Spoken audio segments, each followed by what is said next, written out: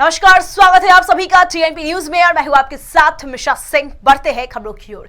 साल 2022 में भारत के पड़ोसी देश श्रीलंका कंगाली की कगार पर पहुंच गया। महंगाई से जनता त्राहिमाम करती दिखी तो राजनीतिक गलियारों में घमासान जारी रहा। अब नया साल 2023 शुरू हो चुका है और श्रीलंका जैसे ही हालात नजर आ रहे हैं हमारे दूसरे पड़ोसी पाकिस्तान में, जहां महंगाई दर आसमान छू रही है, मूलभूत सुविधाएं लोगों से दूर होती जा रही है और विदेशी मुद्रा भंडार में कमी आती जा रही है। आइए नजर डालते हैं पाकिस्तान में मचे कोहराम पर।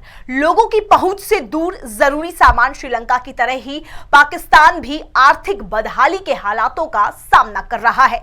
देश की सरकार ने भी अब इसे मान लिया है। पाक रक्षा मंत्री ने खुद कहा है कि देश गंभीर स्थिति से गुजर रहा है। पेट्रोल, डीजल हो, खाने पीने के सामान हो या फिर रसोई गैस और बिजली, हर चीज स्थानीय लोगों की पहुंच से दूर होती जा रही है। देश में महंगाई का आलम यह है कि मुद्रास्फीति दर दिसंबर 2022 में बढ़कर 24.5% पर पहुंच चुकी है। मध्य प्रदेश के रीवा में एक ट्रेनी विमान क्रैश हो गया। हादसे में एक पायलट की मौत हो गई जबकि दूसरा ट्रेनी पायलट गंभीर है। बताया जा रहा है कि प्लेन मंदिर के शिखर से जा टकराया। प्रारंभिक जांच में हादसे का कारण कोहरा बताया जा रहा है। घटना रीवा जिले के चोरहट्टा थाना क्षेत्र के उमरी गांव की है। उमरी हवाई अड्डे में पलटन कंपनी ट्रेनिंग देती है। प्लेन हालकन एविएशन ट्रेनिंग एकेडमी का था। बीती रात 11:30 बजे पायलट कैप्टन विमल कुमार पटना के रहने वाले छात्र सोनू यादव को ट्रेनिंग दे रहे थे, तभी उनका प्लेन मंदिर से जा टकराया। इस दौरान जोरदार धमाका हुआ। प्लेन का मलबा चारों ओर बिखर गया। इस इलाके में घरों में सो रहे लोग दहशत में बाहर निकल आए। जैन तीर्थ स्थल सम्मेद शिखर के लिए एक और जैन मुनि ने अपने प्राण त्याग दिए। गुरुवार देर रात 1 बजे मुनि समर्थ सागर का निधन हो गया। 4 दिन में ये दूसरे संत हैं जिन्होंने अपनी देह त्याग दी। शुक्रवार सुबह जैसे ही संत के देह छोड़ने की जानकारी मिली, बड़ी संख्या में जैन समुदाय के लोग मंदिर पहुंचने लगे।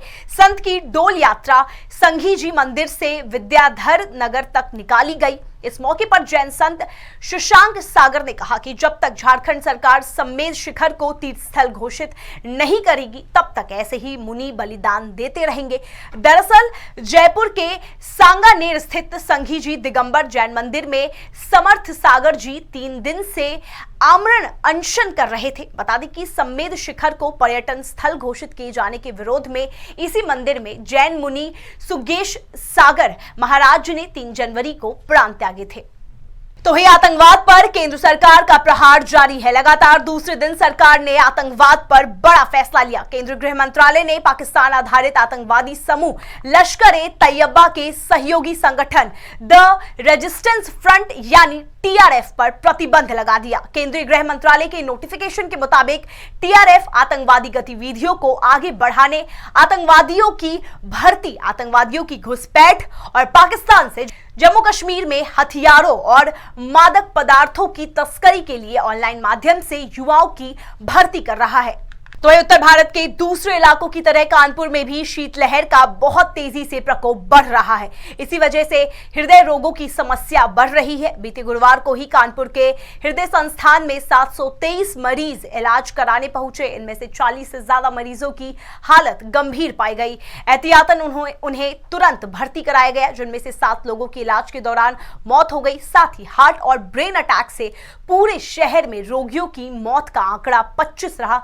इनमें 17 हृदय रोगी तो कार्डियोलॉजी की इमरजेंसी तक ही नहीं पहुंच पाए। उन्हें चक्कर आया, बेहोश हुए और खत्म हो गए। एक्सपर्ट के मुताबिक जनवरी माह की भारी ठंडी लोगों के दिल और दिमाग दोनों पर भारी पड़ रही है। डॉक्टरों का कहना है कि ठंड में अचानक ब्लड प्रेशर बढ़ने से नसों में ब्लड क्लॉटिंग यानी खून का थक्का जम जाता है। इसी वजह से हार्ट अटैक और ब्रेन अटैक बढ़ रहा है।